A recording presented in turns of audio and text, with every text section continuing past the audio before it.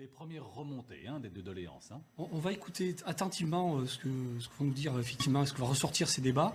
Mais je pense que honnêtement, on n'aura pas de grandes surprises par rapport à tout ce qui va être annoncé, puisque effectivement les grands débats ont été mis en place et on va dire mis en place par toute une organisation qui ne correspond pas du tout avec de ce qu'on avait prévu qui soit fait sur ce sujet-là. Y a-t-il tout de même des annonces qui seraient en mesure de vous satisfaire? Est-ce qu'il y a des propositions qui pourraient répondre à vos revendications?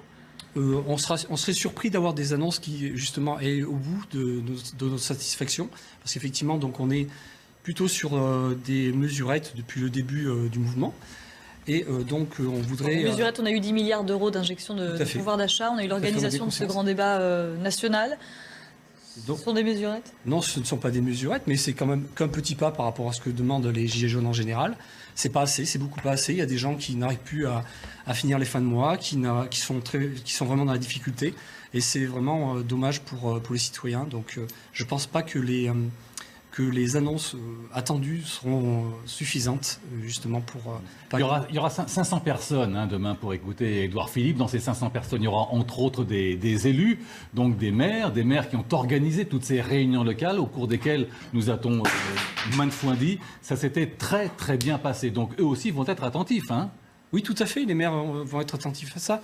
Mais bon, on a peut-être un manque de représentativité par rapport à ces débats. Donc on peut noter que donc, ces débats, on a vu très peu de citoyens lambda, gilets jaunes qui étaient dans ces débats-là. Donc on peut... Il y en a eu. Il y aura des citoyens tirés au sort demain. Oui. Il y aura des citoyens tirés au sort qui ont participé à différentes réunions. On a quand même constaté cette anomalie. On va préciser, Dominique Samar, on ne l'a pas fait, vous êtes colistier du RIC, c'est une liste Gilets jaunes pour les élections européennes. Arnaud Ardouin, qu'est-ce qu'on peut en attendre de cette liste qui est créditée pour le moment, selon notre dernier baromètre IFOP Eurorolling, à 3% des intentions de vote?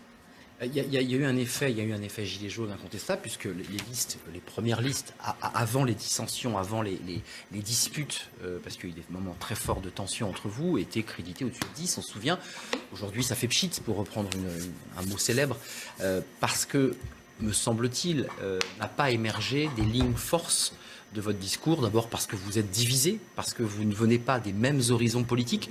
Vous étiez des citoyens, mais des citoyens pour certains engagés. Certains venaient de la LFI, certains venaient du Rassemblement national.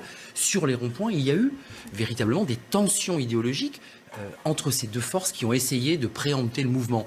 Ça n'a pas fonctionné et c'est vrai qu'aujourd'hui, la liste des Gilets jaunes, elle redescend comme un soufflet. Alors, vous avez des revendications et peut-être aurez-vous des réponses demain, mais sur le plan politique, c'est peut-être le seul mouvement social qui n'a pas une structuration politique unifiée, une couleur, un axe, un centre de gravité.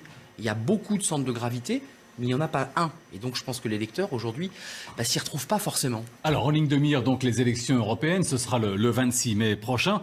On va écouter à ce propos Jordan Bardella. Il était ce matin invité du grand débat CNews Europe 1 Les Échos. C'est la tête de liste du Rassemblement national aux européennes. Et il a expliqué vouloir faire de cette élection un plébiscite pour ou contre Emmanuel Macron. On écoute Jordan Bardella. Je pense que ça doit être un référendum sur la politique qui est conduite par Macron.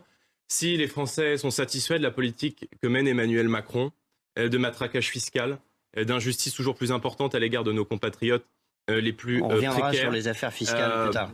Eh bien, qu'ils aillent voter pour la liste de La République En Marche, et s'ils souhaitent une autre offre politique, s'ils souhaitent mettre fin aux injustices qui sont celles de la politique d'Emmanuel Macron, eh bien qu'ils aillent voter massivement pour la seule liste capable de lui mettre un carton rouge et d'arriver en tête, à savoir la liste du Rassemblement national.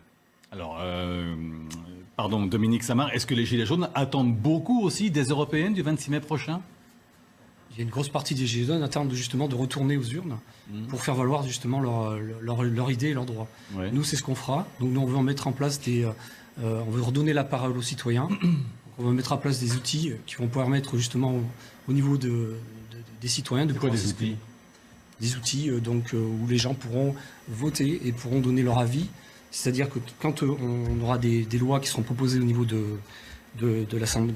Parlement, on pourra justement proposer aux citoyens de pouvoir participer à ces votes, c'est-à-dire via les consulter avant de pouvoir appuyer sur le bouton « Je vote oui », « Je vote non ». Au moins rendre rendre les élections, le Parlement européen moins opaque, plus visible, accessible, pour l'ensemble des citoyens. Comment vous expliquez avoir rejeté un système politique dont vous faites maintenant partie avec cette liste? On ne rejette pas un système politique. On veut le transformer. Il n'y a aucun rejet du système politique. C'est pas du tout ce qu'on veut faire. Si on veut transformer ce système, on n'est pas contre l'arrêt, la suppression de quoi que ce soit. On est pour toutes les institutions. Par contre, on veut les transformer. On peut les transformer de différentes façons. Créer des assemblées citoyennes, revoir un petit peu ce qu'on peut faire au niveau local, au niveau des mairies, etc. On veut vraiment transformer le pays à ce niveau-là. Redonner la parole au peuple et aux citoyens qui le méritent. Alors, autre sujet dans l'actualité de